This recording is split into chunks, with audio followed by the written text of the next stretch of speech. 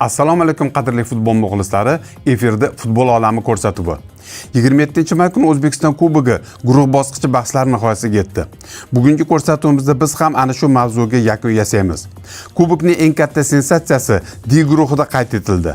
2 turdan so'ng peshqadamlik qilayotgan Neftchi va Buxoro jamoalari so'nggi turda quyi liga vakillari bilan to'qnashganlar va hatto durang ham Superliga a'zolarini keyingi bosqichga olib chiqar edi. Neftchi Buxdu darvozasiga 6 ta gol urib, buni chiroyli tarzda uddaladi. Buxoro esa birinchi liga a'zosi Gulistondan yirik hisobda mag'lubiyat qabul qilib oldi va musobaqa bilan xayrlashdi. Yulduzli tarkibga ega bo'lgan Neftchi bosh murabbiyi Islombek Ismoilov Pro Liga outsider bilan bahsda rotatsiya masalasida muammoga duch kelmadi. Milliy terma jamoaga jalb qilingan 4 nafar futbolchidan tashqari Abrorbek Ismoilov ham qaydnomaga kiritilmadi. Akbar To'rayev, Anvarjon G'ofurov, Yovan Jokic va Zoran Marushich zaxirada qoldi. Shu bahonada murabbiy yaqin zaxirani ko'zdan kechirib olish imkonidan foydalandi. Jumladan Buxdu bilan bahsda 18 yoshli darvozabon Ibrohim Shokirov Neftchi asosiy tarkibida debyut qildi. Superliga peshqadami va Pro Liga outsider bilan to'qnashuvda farg'onaliklar g'alaba qozonishlari hech kimda shubha uyg'otmagan edi. Faqatgina ular qancha gol urisharkan degan savol muhim edi. Sababi asosiy raqib Buxoro bilan durang qayd etilgandan so'ng to'plar nisbati birinchi rejaga chiqqan edi. Uchrashuvda hisob 12-daqiqada maydon egalari tomonidan ochildi. Ubaydullayevning zarbasi mo'ljaliga bormayotgan edi, lekin Stipe Peritsa uni chiroyli tarzda darvoza tomon to'g'riladi va jamoasini oldinga olib chiqdi. 28-daqiqada yana bir mo'ljalga bormayotgan uzatma gol bilan yakun topdi. Maydon markazida mezbonlar hujumini boshlagan Famin to'pni o'ng qanotdagi sherigiga uzatgandi, lekin Koptok Buxdu a'zosi To'rayevga tegib, yana uning o'ziga tushdi va posbon bilan yuzma-yuz chiqib kelgan Rustambek Famin hisobdagi farqni oshirdi. U xuddi sherigi bilan devor usulida o'ynagandek tuyuldi, vaholanki raqib o'yinchisi chet orqali unga yo'l ochib bergan edi. 36-daqiqada hisob yirik ko'rinish oldi. Ubaydullayev to'pni raqib darvozasi oldidagi sherigiga aniq yetkazib berdi va Stipe Peritsa uni boshi bilan darvozaga yo'naltirib, bugungi dublini rasmiylashtirdi. Bu yerda talabalarga shunchaki tajriba yetishmadi. Ular himoyalanishda raqib hujumchisini yolg'iz qoldirdilar va u bu sovg'adan unumli foydalandi. Birinchi bo'lim so'ngida yo'lbarslar navbatdagi hamlani ham darvozani ishg'ol qilish bilan yakunladilar. Pozitsion hujum nihoyasida Jumayev to'pni darvoza oldiga yetkazdi va Xurshid G'iyosov bir teginishda darvozaga yo'llab hisobni yanada yiriklashtirdi. Birinchi bo'lim to'rtnol hisobida yakunlandi. Tanaffusda Neftchi ustozi ikkita o'zgarishni amalga oshirdi va yana yoshlarga imkon berdi. Ubaydullayev va Tiger o'z o'rnini To'xsanov hamda Bahodirxonovga bo'shatib berdi. Bu bilan sxema ham o'zgardi va endi mezbonlar 3 nafar himoyachi bilan o'ynashga o'tdilar. Bundan mehmonlar unumli foydalandilar va 54-daqiqada hisobdagi farqni qisqartirdilar. Mehmonlar tezkor qarshi hujum uyushtirdilar va ularning 4 nafari mezbonlarning 4 a'zosiga qarshi chiqib bordi. Neftchi himoyachisi Abdug'aniyev kutilmaganda yiqilib tushdi. To'pni egallab olgan To'rayev uni chiroyli ravishda sherigiga qoldirdi. Zaxiradan o'yinga qo'shilgan Saidjon Ashurov bir harakati bilan mezbon himoyachisi Polatovni dog'da qoldirdi. Chap oyog'i bilan darvozani ishg'ol qildi va birinchi javob to'pini kiritdi. Guruh g'olibi to'plar nisbatiga ko'ra aniqlanardi va iloji boricha ko'proq gol urish rejasi bilan Ismoilov yana ikkita o'zgarishni amalga oshirdi. U G'iyosov va Peritsani o'yindan olib, ular o'rniga Sersenbayev hamda Marushichni maydonga tushirdi. Yo'lbarslar bosimni oshirdilar va 69-daqiqada hisobdagi farq yana oshdi. Mehmonlar maydon markazida to'pni yo'qotdilar. Uni egallab olgan mezbonlar tezkor hujum uyushtirdilar va bunda zaxirada o'yinga qo'shilganlar o'zlarini ko'rsatdilar. Marushich To'xsanovni qulay vaziyatga chiqardi va jarima maydonchasi ichida undan yana to'pni qabul qilib oldi. Uning zarbasini himoyachi qaytardi. Nurbek Sersenbayevning zarbasini endi posbon qaytardi, lekin zarba kuchli bo'lganidan to'p uning qo'lidan darvoza to'riga borib tushdi. Qizig'i, qanot hakami Maksim Nexochin bayroqchasini ko'tarib o'yindan tashqari holatni qayd etdi, lekin bosh hakam G'ayrat Jo'rayev golni inobatga oldi va hisob 5-1 ko'rinishga keldi. 73-daqiqada Jurani Ferreira hisobdagi farqni 5 taga yetkazdi. U jarima maydonchasiga kirib ham o'tirmay zarba yo'llashga qaror qildi va darvozani ishg'ol qildi. To'p darvoza burchagiga yo'naltirilgani sababli mehmonlar posboni Polvonov uni qaytarishga ojizlik qildi. Shundan so'ng maydon egalari xotirjamlikka berildilar va o'z darvozalaridan yana bitta to'p olib chiqdilar. Sheriklar Ashurovni qulay vaziyatga chiqardilar. U o'z navbatida zarba uchun chiqib borgan sherigini to'p bilan ta'minladi va Akobir To'rayev uni darvozaga yo'llab hisobdagi farqni yana 4 taga tushirdi. Neftchining yosh himoyachisi Bahodirxonov boshini ko'tarib raqib ochilayotganini ko'rdi, lekin uzatma unga yetib kelishiga ishonmadi. chog'i tezligini pasaytirdi. Natijada To'rayev mezbonlarni jazoladi. Neftchi 6-2 hisobida g'alaba qozondi va farg'onaliklar darhol yangi yerdagi o'yin natijasini bilishga qiziqdilar. Sababi Buxoro yirik hisobda g'alaba qozonsa, Neftchi 2 o'ringa tushib qolishi mumkin edi. Lekin u yerdagi o'yin natijasi barchani hayratga soldi. Sababi birinchi liga a'zosi Guliston Superliga vakili Buxoroni yirik hisobda mag'lub etib, o'tgan yilgi kubok finalchisini musobaqadan chiqarib yubordi. Uchrashuvdagi gollarga to'xtalib o'tamiz. 9-daqiqada Shahzodbek Ubaydullayev buxoroliklarni oldinga olib chiqdi. 27-daqiqada Alisher Sobirjonov hisobni tenglashtirdi. Birinchi liga futbolchisi qay tarzda darvozani ishg'ol qilganiga ahamiyat bering. Birinchi bo'lim nihoyasida Asalbek Umurzoqov mezbonlarni oldinga olib chiqdi. 72-daqiqada uning o'zi hisobdagi farqni oshirdi. 76-daqiqada Shohnazar Norbekov hisobni yirik ko'rinishga keltirdi. 4-1 hisobida g'alaba qozongan Guliston nimchorak final yo'llanmasini qo'lga kiritdi. D guruhida 7 ochko to'plagan Neftchi nimchorak finalga birinchi o'rin bilan yo'l oldi va bu bosqichda raqibini o'z maydonida qabul qiladi. 6 ochko to'plagan Guliston esa kutilmaganda ikkinchi yo'llanmaga ega chiqdi. O'tgan yilgi finalchi Buxoro bu yilgi ishtirokini guruh bosqichida yakunladi. Y guruhida Bunyodkor va QMU Jahon jamoalari muddatdan oldin nimchorak final yo'llanmasini qo'lga kiritib bo'lgan edi. So'nggi turdagi ular o'rtasidagi o'zaro o'yin guruh g'olibini aniqlab berdi. Bunyodkor Jayhon uchrashuvdagi gollarga to'xtalib o'tamiz. 10-daqiqa Shamsiddin Tursun Muhammadov 1-0, 23-daqiqa Nosir Abdusalomov 2-0, 29-daqiqa Shahzod Ne'matjonov 3-0 va nihoyat 52-daqiqa Shahzod Ne'matjonov 4-0. Endi esa Termiz davlat universiteti va Qizilqum jamoalari o'yinidagi gollarga to'xtalamiz. 9-daqiqa Murodali Usmonov 0-1, 61-daqiqa Dilshod Xushbaqov 1-1, 71-daqiqa Murodali Usmonov 1-2, 81-daqiqa Shahzodbek Rahmatullayev 1-3, 84-daqiqa Oleksey Shebetun 1-4. Bunyodkor guruhdagi barcha o'yinlarda g'alaba qozondi va birinchi o'rinni egallab, nimchorak finalni ham o'z maydonida o'tkazish huquqini qo'lga kiritdi. Ikkita o'yinda g'alaba qozonib, 6 ochko jamg'argan Qoraqalpog'iston Milliy universitetining Jayhon jamoasi ikkinchi yo'llanma sohibi bo'ldi. F guruhida Navbahor va Xorazm jamoalari muddatdan oldin keyingi bosqichga chiqib bo'lgandilar. Ularning o'zaro bahsi durang bilan yakunlangani bois guruh g'olibi to'plar nisbatiga ko'ra aniqlandi. Timur Kapadze Pro Liga jamoasi bilan o'yinga ham jiddiy yondoshdi va eng kuchlilarini maydonga tushirdi. U Xorazm bilan o'yinga solishtirganda faqat ikkita o'zgarishga qo'l urdi. Shukron Yo'ldoshev va Katulon Dekati zaxirada qoldi. Ular o'rniga Valijon Rahimov hamda Vanya Ilich asosiy tarkibdan joy oldi.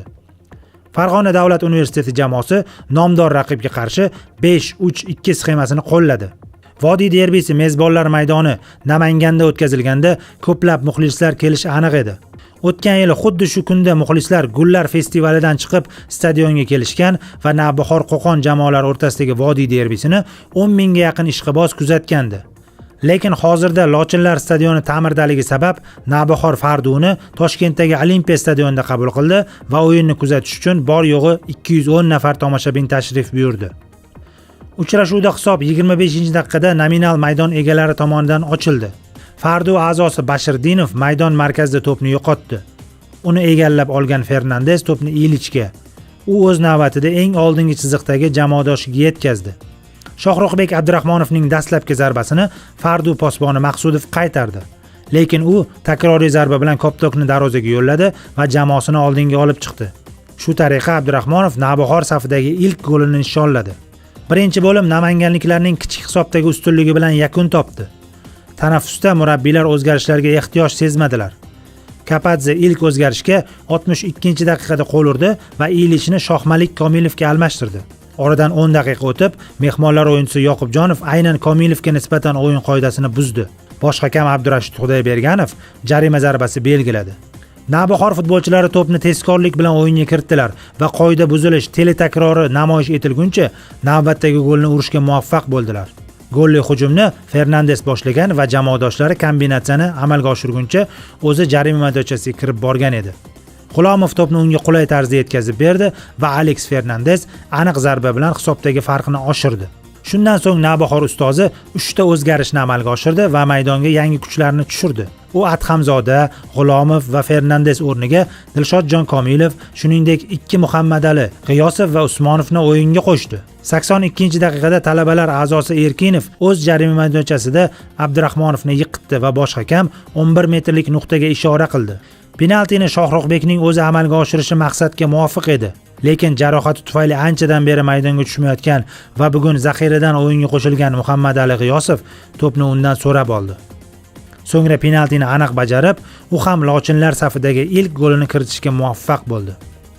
88-daqiqada talabalar maydon markazida to'pni yo'qotdilar va lochinlar tezkor qarshi hujumni amalga oshirdilar. Abdurahmonovning uzatmasidan so'ng G'iyosov to'pni jamoadoshiga qulay tarzda yetkazib berdi va Shohmalik Komilov koptokni posbon ustidan darvozaga tashlab, hisobdagi farqni yanada oshirdi. Fardo a'zosi Karimov zarbadan oldin to'pga tashlansa bo'lardi. Biroq u bunga botina olmadi va raqib qiyinchiliksiz darvozani ishg'ol qilishga imkon yaratib berdi. Uchrashuvning asosiy vaqti 4-0 hisobida yakunlandi.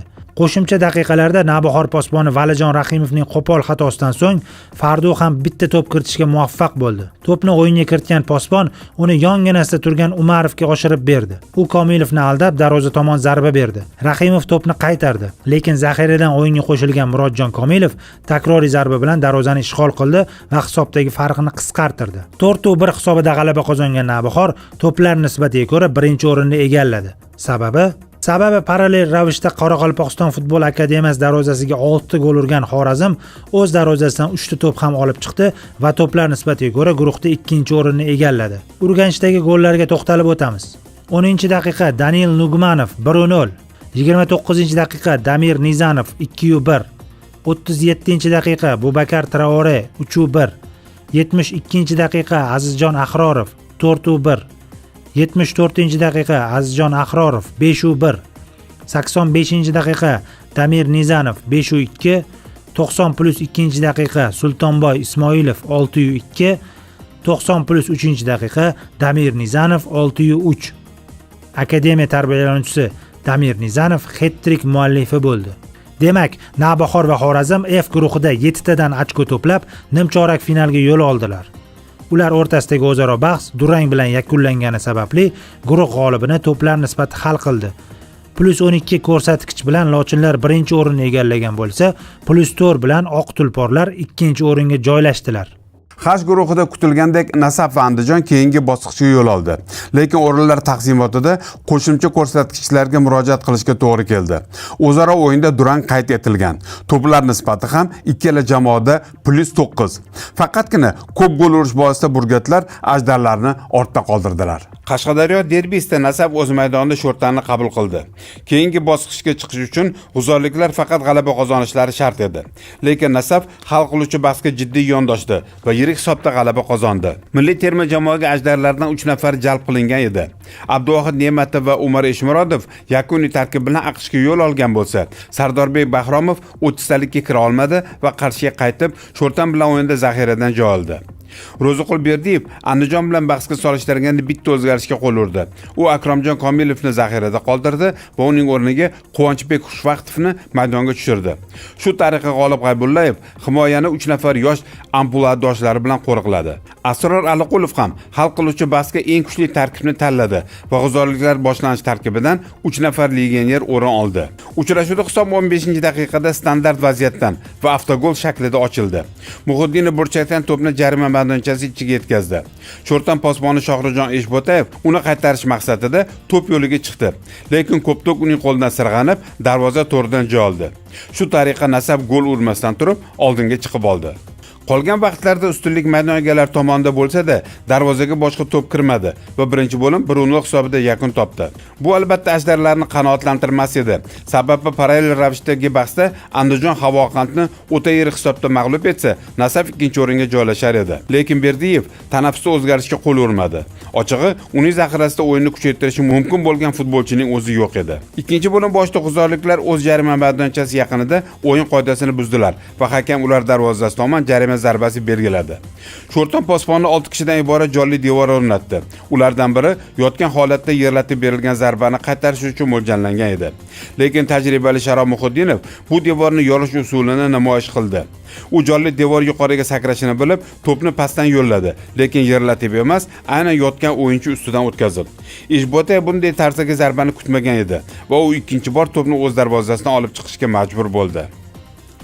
Vaqt o'tib borar, lekin hisob yiriklashishidan darak yo'q edi. Shunda g'uzorliklarning o'zi yana yordamga keldilar. 79-daqiqada Muhiddinov burchak to'pini jarima maydonchasi ichiga yetkazdi. Eshbotayev to'pni qaytardi, lekin yana Muhiddinovning o'ziga. U yana to'pni darvoza tomon uzatdi. Hujumchilarga yordamga kelgan Murtazoyev to'pga bosh bilan zarba berdi. Uni qaytarmoqchi bo'lgan Ulug'bek Xudoyberdiyev kuchli zarba bilan o'z darvozasini ishg'ol qildi va yana bir avtogol muallifiga aylandi. Parallel kechayotgan o'yinda Andijon 8 ta gol urishga ulgurgan. Shu boisdan Nasaf ham gollar sonini ko'paytirishi zarur edi. O'yinning so'nggi daqiqasida bu borada darvozabon yordamga keldi. Muratbayev to'pni eng oldingi chiziqqa yetkazib berdi. Uni egallab olgan Bobur Abduxoliqov to'pni posbon yonidan o'tkazib, darvozani ishg'ol qildi va hisobni yanada yiriklashtirdi. Uchrashuv 4-nol hisobida Nasafning g'alabasi bilan yakunlandi. Lekin bu qarshiliklarga birinchi o'rin uchun yetmasligi mumkin edi. Sababi Andijon safarda o'ynashiga qaramay, yarim havaskor Havoqon jamoasi darvozasiga behisob gollar yo'llayotgan edi. E'tiboringizga barcha gollarni havola etamiz. 7-daqiqa Usmonali Ismonaliyev 0-1. 13-daqiqa Begzod Sulaymonov 0-2. 20-daqiqa Azizbek Turg'unboyev 0-3. 22-daqiqa Po'latxo'ja Xoldarxonov 0-4. 32-daqiqa Turg'unboyevdan dubl 0-5. Birinchi bo'lim nihoyasida Ixtiyor Ahmadjonov hisobdagi farqni qisqartirdi 1-5. 72-daqiqada Xoldarxonovdan ham dubl 1-6. 77-daqiqada Hamidullo Karimov 1-7. 90+3 Xoldarxonov hat-trick 1-8. Shu tariqa to'plar nisbati hammasini hal qildi. Biz yana Qarshidagi uchrashuvga yuzlanamiz. Futbolda mayda detal bo'lmaydi va e'tiboringizga bir lavhani namoyish etamiz. 68-daqiqada Abdurahmatov to'pni Muhiddinovning ilk kopchasiga solib berdi va Sharof mo'ljalda aniq qolganda Nasaf yana bitta gol kiritishi mumkin edi. Bu esa Nasafda +10 bo'lishini bildirardi va Ajdarlar guruhida birinchi o'rinni egallar edilar. Lekin Muhiddinov mo'ljalni noto'g'ri oldi. Yakunda Nasaf va Andijonda bir xil ko'rsatkich +9 bo'lib qoldi va faqatgina ko'p gol kiritganlik evaziga burgutlar guruh g'olibiga aylandilar. Mana sizga drama. O'zbekiston Kubogi guruh bosqichi J kvarteti 3-tur bahslar bilan yakun topdi. Paxtakor, Surxon, Kattaqo'rg'on va Yapan jamoalari joy olgan bu guruhdagi so'nggi tur bahslari ko'pchilikda qattiq qiziqish uyg'otdi. Sababi 4 tala jamoa ham 3 tadan ochkoga ega edi va har bir gol klub taqdirini hal qilar edi. Milliy terma jamoa yig'iniga eng ko'p futbolchi yetkazib bergan Paxtakor kubok musobaqasida jiddiy muammolarga duch kelishi mumkin edi. Lekin so'nggi turdagi Kattaqo'rg'on bilan o'yinga terma jamoa yakuniy ro'yxatidan joy olmagan Vladimir Nazarov, Muhammad Qodir Hamraliyev va Muhammad Rasul Abdumajidov yetib kelishdi. Nazarov zaxirada qolgan bo'lsa, ikki markaziy himoyachi asosiy tarkibga kiritildi. Shuningdek, Rustam Turdimurodov ham jarohatidan forig' bo'lib, boshlanish tarkibdan joy oldi. Pro Liga ishtirokchisi Kattaqo'rg'on safida ham tajribali futbolchilar bor.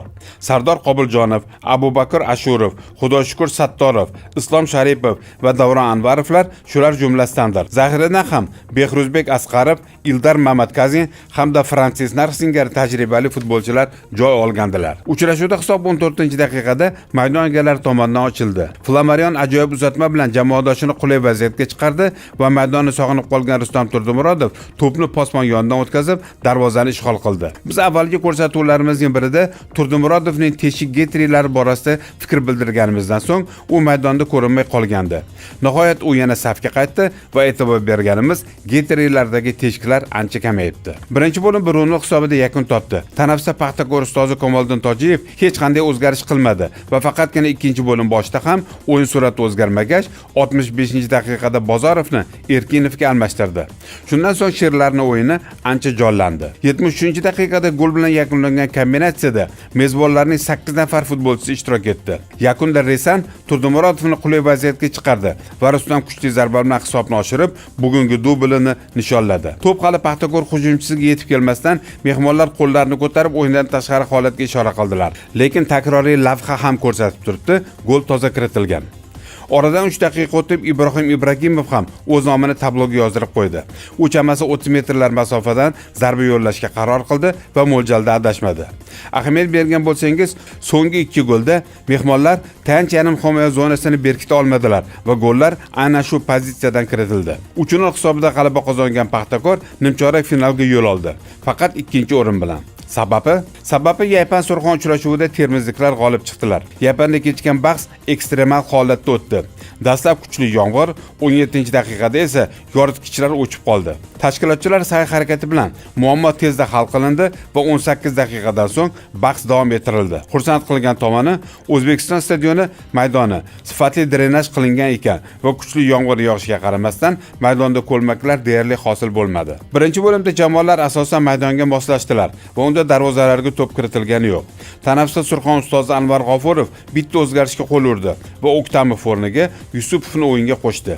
57-daqiqada esa Qodirovni Chineduga almashtirdi. Ana shu ikki o'zgarish yakunida o'yin taqdirini hal qildi. Uchrashuvda hisob 63-daqiqada mehmonlar tomonidan ochildi.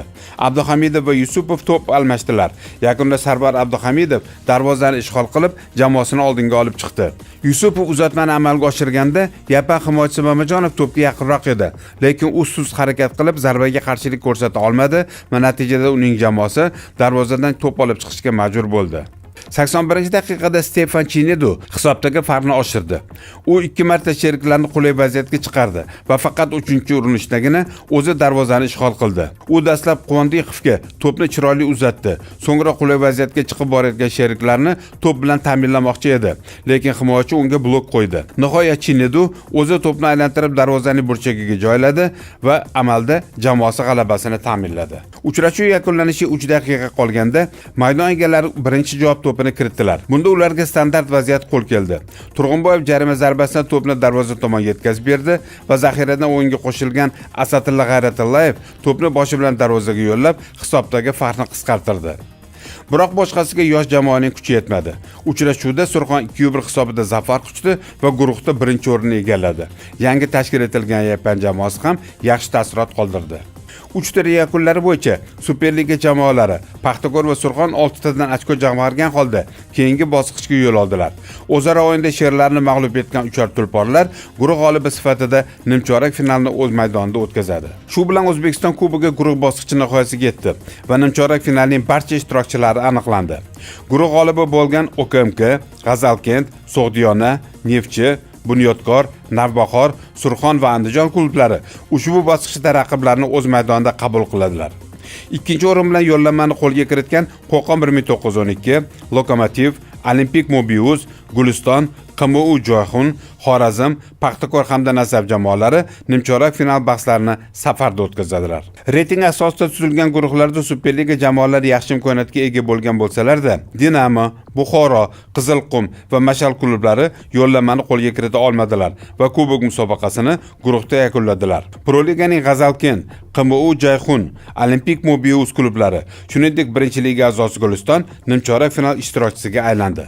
Nimchorak final qur'asi ko'r-ko'rona tizim bo'yicha o'tkaziladi. Faqat bir guruhdan joy olgan jamoalar keyingi bosqichda bir-biriga ro'baro kelmaydi. Shu bois ham biz 1dan 8 finalda Neftchi Nasaf yoki Zayniddin Tojiyev boshchiligidagi G'azalkent va Kamoliddin Tojiyev boshqaruvidagi Paxtakor juftliklariga guvoh bo'lishimiz mumkin.